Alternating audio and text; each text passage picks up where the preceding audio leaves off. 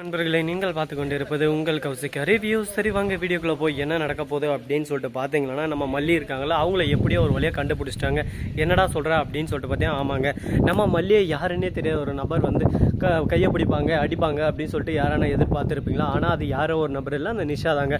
நிஷா வந்து கரெக்டாக மல்லி வெண்பா கையை பிடிச்சின்னு வெண்பா வரையா இல்லையான்னு சொல்லிட்டு கையை பிடிச்சின்னு இழுக்கிறாங்க.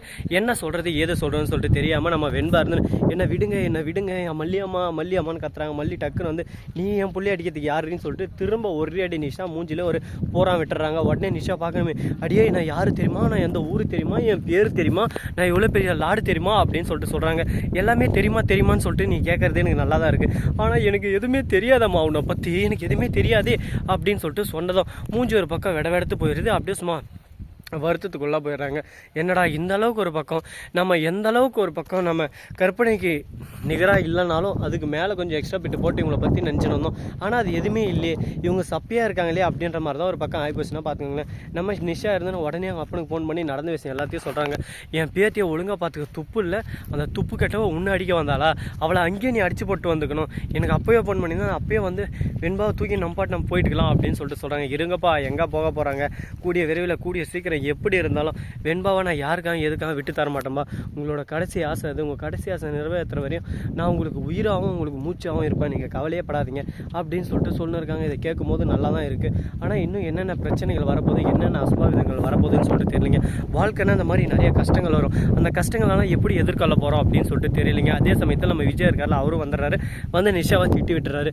ஏன் எதுக்கு அந்த மாதிரி பண்ண இருக்க, உங்கள் அக்கா என் கூட சந்தோஷமாக இருந்தால், ஆனால் அவளோட வாழ்க்கை அந்த கடவுள் நிர்ணயித்த மாதிரி அந்த ஒரு டைமுக்குள்ளே போயிடுச்சு, அதுக்கு நாங்கள் என்ன பண்ண முடியும், நானும் ஒவ்வொரு நாளும் அவள் இல்லைன்னு சொல்லிட்டு துடிச்சுன்னு இருந்தேன். வெண்பாவோட வாழ்க்கை இப்போ நல்லா இருக்கணும்னு சொல்லிட்டு தானே புதுசாக ஒரு வாழ்க்கை ஆரம்பிச்சிருக்கோம், அதையே உனக்கு பொறுக்க மாட்டேங்குது, நான் சொல்கிற விஷயம் எதுவுமே நீ ஏற்றுக்க மாட்டேன்றே அப்படின்னு சொல்லிட்டு கேள்வி மேலே கேள்வி கேட்க ஆரம்பிக்கிறாங்க.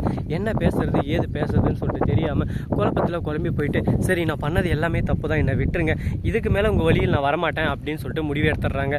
உடனே அந்த இடத்துல விஜய் மல்லியும் வெண்பாவும் கூட்டின்னு போகிறாங்க. போகிற வெளில மல்லி கிட்ட பேசுகிறாங்க. மல்லி உனக்கு என்ன தான் பிரச்சனை, ஏன் இந்த மாதிரி பண்ணுறேன், இன்றைக்கி கொஞ்சம் மிஸ் ஆகிருந்தால் வெண்மாவோட நிலமை என்ன இருக்குன்னு சொல்லிட்டு தெரியாது, உனக்கு எதனா பிரச்சனையாக இருந்தால் என்கிட்ட தயவு செய்து சொல்கிறேன், நான் அதுக்கு ஏற்ற மாதிரி எதனா ஒன்று பண்ணுறேன், இப்படி எல்லாரையும் கஷ்டப்படுத்தின்னு இருக்காது அப்படின்னு சொல்லிட்டு சொல்கிறாங்க. உங்ககிட்ட சொல்லவும் முடியல, சொல்லாமல் இருக்கவும் முடியல விஜய், ஏன்னா நிறைய பிரச்சனைகள் நிறைய அசம்பாவிதங்கள்லாம் நடந்து முடிஞ்சிருச்சு, எல்லாத்தையும் ஒரு பக்கம் நான் தாங்கி நிற்கிறது ஒரே ஒரு காரணத்தால் தான், நீங்கள் வெண்பா ரெண்டு பேரும் சந்தோஷமாக இருக்கணும், உங்கள் ரெண்டு பேரோட பிரிவை என்னால் சத்தியமாக தாங்க முடியாது அப்படின்னு சொல்லிட்டு மல்லி மனசுக்குள்ளே கூனி குறியின்னு இருக்காங்க. நீ மனசுக்குள்ளே நிறைய கஷ்டத்தை வச்சு நீ கூனி குறியின்னு இருக்குன்னு சொல்லிட்டு எனக்கு நல்லாவே தெரியுது மல்லி, அந்த கஷ்டத்தெல்லாம் என்கிட்ட சொன்னால் தானே நான் தீர்த்து வைக்க முடியும், என்னால் தீர்த்து வைக்க முடியலனாலும் நான் ட்ரை பண்ணுவேன்ல, அதை விட்டுட்டு என்கிட்ட எந்த விஷயத்தையும் நீ ஷேர் பண்ணவே மாட்டேன், இதே எனக்கு பெரும் கஷ்டமாக இருக்குது அப்படின்னு சொல்லிட்டு ஃபீல் பண்ணிட்டு இருக்காங்க.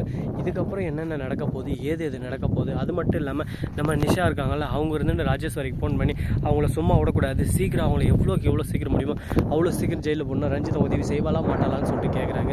கண்டிப்பாக உதவி செய்யாமலாம் இருக்க மாட்டான், ஆனால் அதுக்கான ஊதியம் எங்களுக்கு தந்துட்டீங்க, இருந்தாலும் இன்னும் நிறைய ஊதியம் தேவைப்படுது அப்படின்னு சொல்லிட்டு பேசின்னு இருக்காங்க. இப்போ என்ன தான் முடிவாக சொல்ல வரீங்க, என்ன தான் பிளானில் இருக்கீங்க அப்படின்னு சொல்லிட்டு பார்த்தீங்கன்னா, பிளானே இங்கே இல்லைங்க, பிளான் இல்லாமல் நாங்கள் ஸ்கெட்ச் போட்டு தூக்குவோம், எங்களோட ஆட்டமே தனி விதமான ஒரு ஆட்டமாக இருக்கும், அந்த ஆட்டத்தில் யார் வந்தாலும் அவங்க மாட்டிக்கிட்டு சிக்கிக்கிட்டு தவிச்சு தான் ஆகணும், ஆனால் என்ன பண்ண போகிறோம் ஏது பண்ண போகிறோம்னு சொல்லிட்டு இப்போ தெரியாது, கூடிய விரைவில் கூடிய சீக்கிரம் உங்களுக்கு தெரிய வரும்.